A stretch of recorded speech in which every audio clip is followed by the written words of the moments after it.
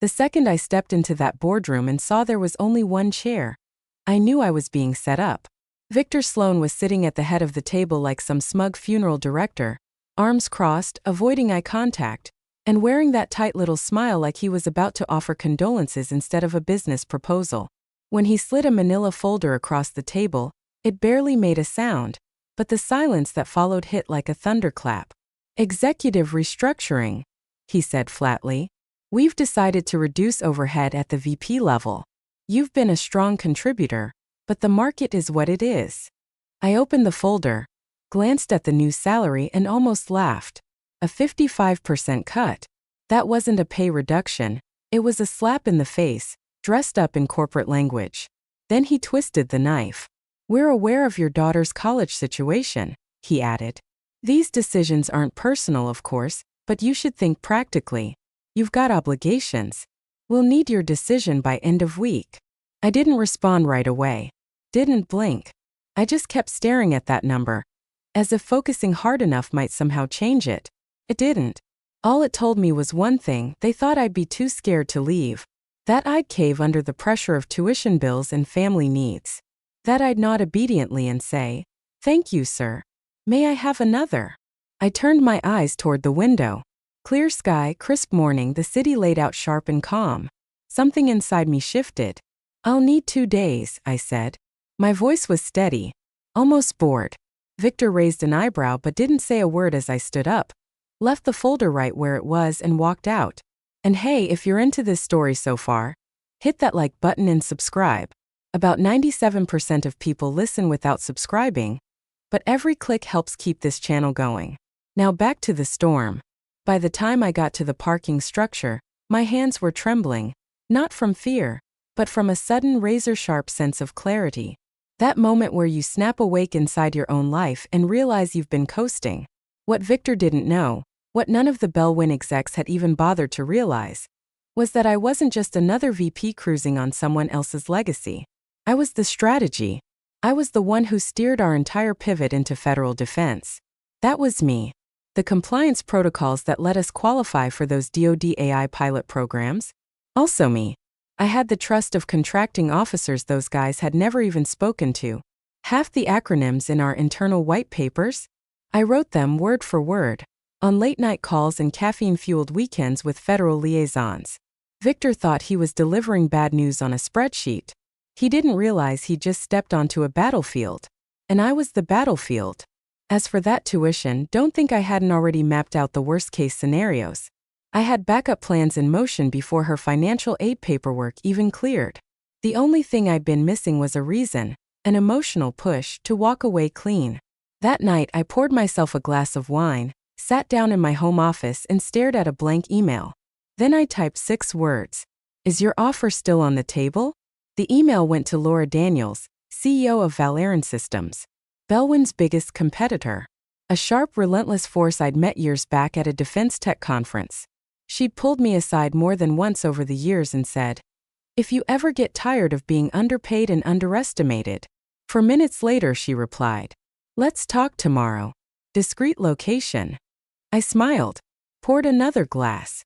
By the next day I'd filed paperwork for a new LLC, my name, my terms. Something clean. Separate from Bellwin. No stolen files. No copied notes. Didn't need to. Everything Bellwin had been banking on was already in my head, and now they were betting against me. For 2 straight years I kept that company breathing while the rest of the exec team played golf and shuffled around slides they barely understood. It started small, a quiet heads-up from a federal contact I'd known since my early days at West Burbridge. Just a whisper. "They're exploring autonomous coordination overlays for battlefield logistics," he said. "You didn't hear it from me." I floated the idea at Bellwin, pitched it with the usual excitement. Got brushed off without a second glance. Too niche. Too much red tape. Too slow to move the needle. Victor, of course, dismissed it outright. Called it academic noise. But I didn't let it go. I reworked the pitch, reshaped the language, showed how our existing fleet prediction systems could be easily adapted into what DARPA was looking for, with barely any overhaul. I knew how to speak their language. I understood their concerns. I knew how to take a cautious maybe from a risk-averse lieutenant colonel and, Through 3 calm follow-up memos and a bulletproof compliance roadmap, turn it into a quiet yes. That pivot, the $280 million pipeline that came after, it didn't just fall into our lap. I built it piece by piece like sewing a damn quilt. Meeting by meeting. Clause by clause. And when that first pilot program got greenlit, Victor suddenly decided he was the mastermind. Actually called himself the architect at the quarterly briefing. I let it go. At the time, the win mattered more than the credit. But back then, my name wasn't buried in the footnotes. It was all over the source documents, the RFIs, the compliance attestations, the technical write-ups that made federal agencies even take a second look at Bell-Win. When our in-house lawyers hit a wall trying to explain what non-combatant adaptive interface logic actually meant, they didn't go to Victor. They came straight to me. And when they didn't, their edits got bounced because I'd already run the language pass procurement and knew exactly what would get flagged. Victor had a Rolodex full of fading contacts. I had relationships built on late-night phone calls, lukewarm chili dogs eaten in DC hotel lobbies, and cleaning up the messes other firms left behind. I never broke protocol, never stepped out of line. But I was the one connecting corporate ambition with federal reality. I was the bridge. And still I stayed. I sat through the passive snubs. The board dinners where I was introduced last. The budget meetings where my name got quietly erased from contributor slides. I kept the engine running even after they forgot who built it. Until Victor dropped that line. "We know about your daughter's tuition." He didn't say it like a threat. That's what made it worse. He said it casually, like it was a routine part of the spreadsheet. Like turning me into a liability was just a line item in his Tuesday. Like I'd break under the weight of maternal guilt. That's when everything shifted. The resentment stopped simmering and sharpened to a scalpel's edge. He hadn't just underestimated me. He thought he owned my fear. That was his final play. What no one at Bell-Win knew, not Victor, not the board, not even the people closest to me, was that I'd been tracking their slow unraveling for months. I saw our political capital fading. I knew which key milestones were all smoke and mirrors. I knew exactly which DoD renewals were internally labeled high risk, even as Victor paraded them around in investor calls like they were done deals. And I knew this: 3 of our biggest proposals, projects I had personally guided from conception, were about to hit final review. Without me, I didn't need to sabotage a thing. I just had to vanish. Let them figure out how to explain to federal reviewers why the point of contact for every sensitive initiative had suddenly gone dark. Let them scramble when compliance came calling for continuity docs and found them riddled with gaps. Let them dig through the paperwork and realize, too late, that Victor's name wasn't on a single personnel assurance form. Mine was. I wasn't angry. I was clear. Sharp as glass. The moment my garage door thudded closed behind me, I turned off my phone and sat in the dark. No wine this time. No music. Just me and the sound of the water heater humming in the background. That kind of silence doesn't ask you questions. It hands you answers. I didn't call HR. Didn't email legal. Didn't ping anyone in finance asking for clarity. I wasn't about to give them a heads up with some vague "let's circle back" or a polite quick check-in about comp adjustments. No paper trail. No smoke. Just stillness. Because if there's one thing I learned from 15 years of being the person behind the deals while others soaked up the spotlight, it's this: panic is power. And I was done handing it out for free. I picked up my personal phone and scrolled past the usual clutter: school fundraiser emails, PDA debates over gluten-free cookies, until I landed on the contact I'd never once deleted. Laura Daniels, CEO of Val'Aran Systems. She'd been hovering for years. Never pushy, never rude, but always there. A quiet presence waiting for the right moment. I called. She picked up on the second ring. Her voice was calm, amused, like she already knew why I was reaching out. "We've been trying to get you for 3 years. I didn't waste time. Let's talk." She paused, just long enough to show it was respect, not hesitation. "Tomorrow morning. Neutral spot. I'll text you the location. Keep it light, no suits, and don't use your Bell-Win email." Click. No goodbye. I liked that. I set the phone down and opened my laptop. Went through every single personal document tied to Bell-Win. Meeting notes, travel logs, the white papers I'd written in the middle of the night while the rest of them slept. Deleted them all. I didn't move a single file. Didn't need to. My value wasn't in what I could carry out. It was in everything they'd failed to appreciate while I was still there. Then I registered the LLC. No vanity branding, no flashy title. Just clean, professional, legally sound. A flexible shell built to handle contracts, invoice discreetly, and fly under the radar. Flat rate billing. No overhead. No noise. Just a vehicle for my next move. Filed it. Paid the rush fee. Secured it with dual authentication. Dropped the certificate into an encrypted vault. Then I sent one email, from a private unlisted address. Subject line. Documentation complete. It wasn't for Laura. Wasn't for anyone else either. It was for me. A timestamp. The line between before and after. Sometime after midnight, I wandered into my daughter's room. She was curled up in a pile of books, half buried in SAT prep like the weight of the world depended on a good score. I adjusted her blanket, brushed a few curls from her face. She didn't stir. She had no idea that someone was already trying to weaponize her future. No clue that Victor Sloan thought he could wrap her tuition around my neck like a leash. That Belwyn thought being a mother made me soft. They missed the one thing that made me dangerous. I would never let her be the reason I stayed small. Back in my office, I shut the laptop. My inbox was still. Belwyn hadn't realized I'd moved. And that changed everything. 3 days later, Belwyn's $96 million proposal for DoD expansion hit a wall. Not a rejection, worse. A phrase that stalls everything. Hold submission pending internal reevaluation. That's how the government lets you know they've caught a whiff of something off, but they're not ready to throw the flag. It's the pause before the fall. A polite warning with a razor edge. And when that phrase hits your flagship deal, the one you've already bragged about in press releases and baked into your next quarter's earnings call, it turns momentum into quicksand. Victor came barreling out of his office, phone glued to his ear, voice low and sharp as he tried to get our Pentagon contact on the line. No answer. He tried again. Still nothing. He snapped at someone in legal, spun on his heel and barked at a compliance coordinator over a delay she hadn't even caused. Not full-on panic yet, but the shift had started. The lights flickering before the real shaking begins.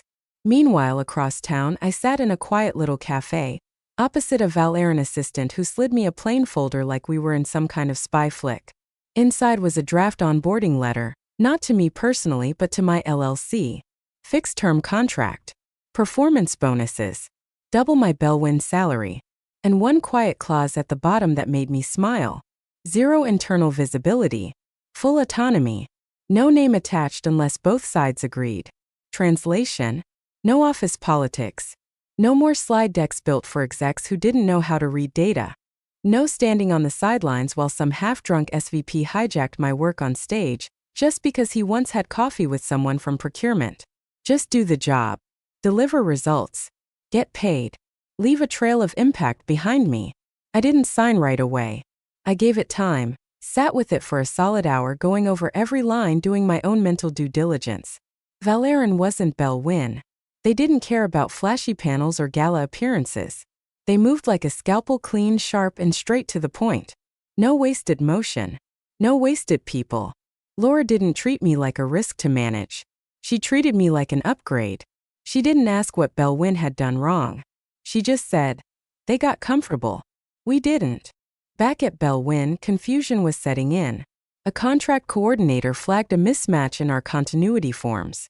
Then someone else raised a red flag. 3 of our federal access credentials hadn't been updated. Victor started firing off Slack messages like SOS flares. Short, urgent, and getting more frantic by the minute. Every single one boiled down to the same thing. Who's got point of contact with the DoD on this? Nobody said my name out loud. But it was printed on every one of those forms now floating in limbo. I knew because I wrote them.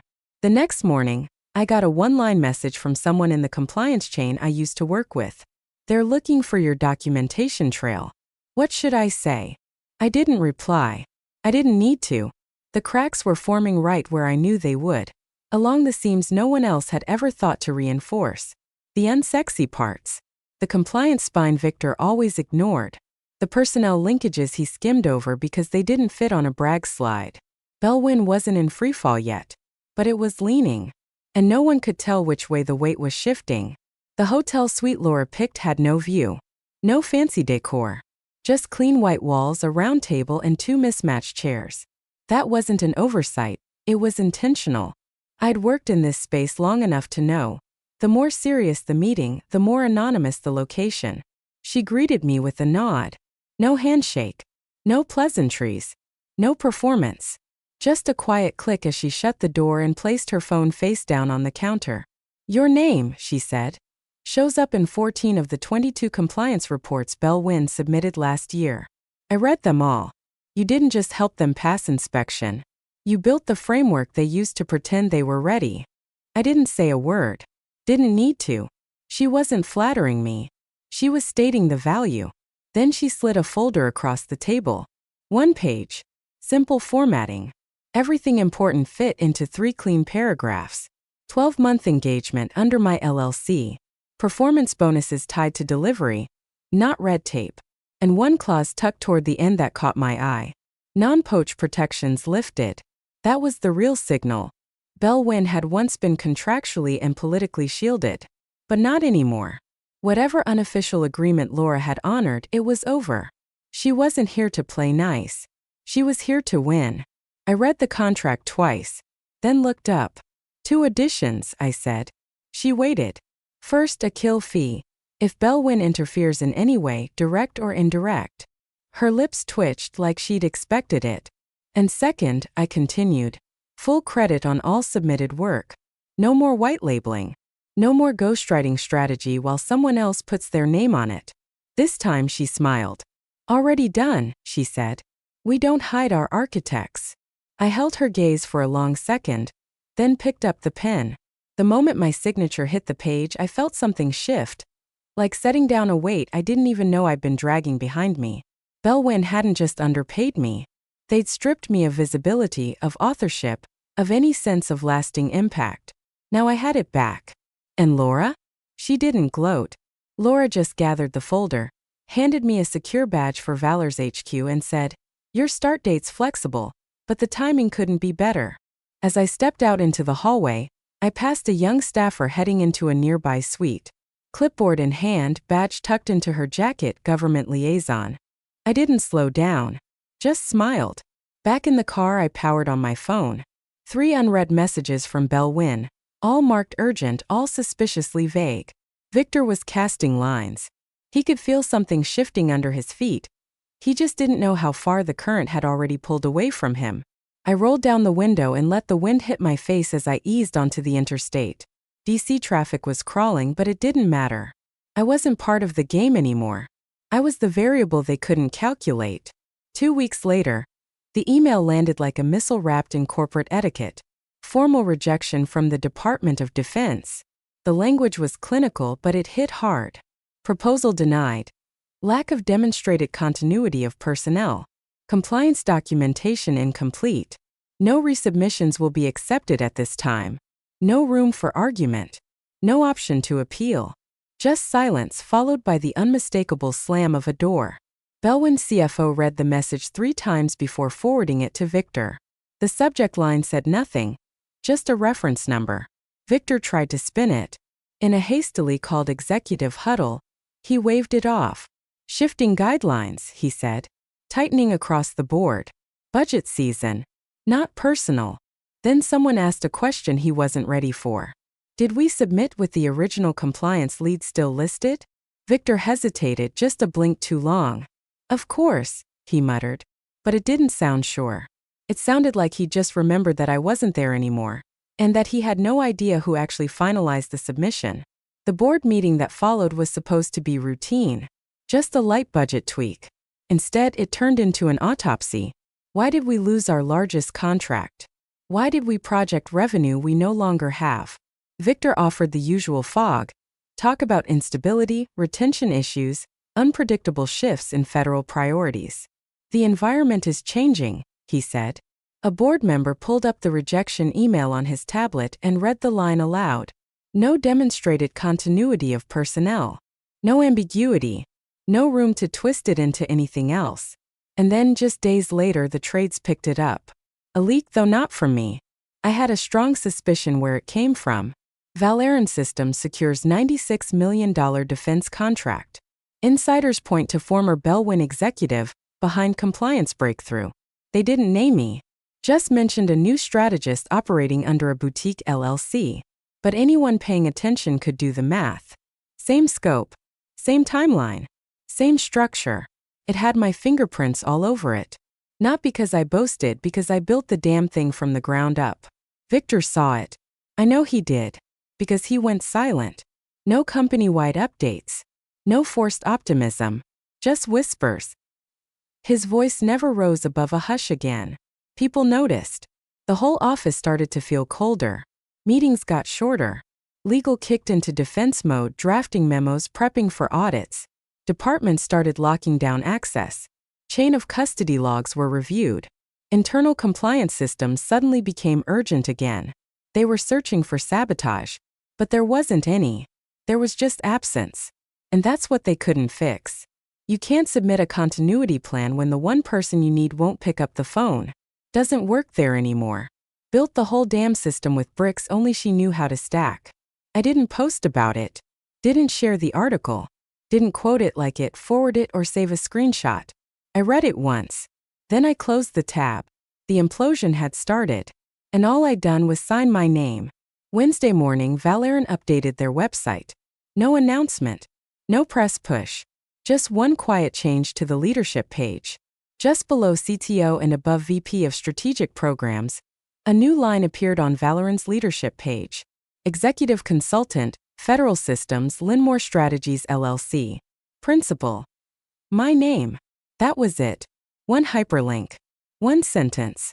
One quiet detonation. By lunchtime, it had already been screenshotted, shared, and picked apart in 3 major industry newsletters. One analyst, always the dramatic type, called it a decisive brain drain timed with surgical cruelty. Another kept it simpler. Bellwin lost their spine. Valerian absorbed it. And the markets? They paid attention.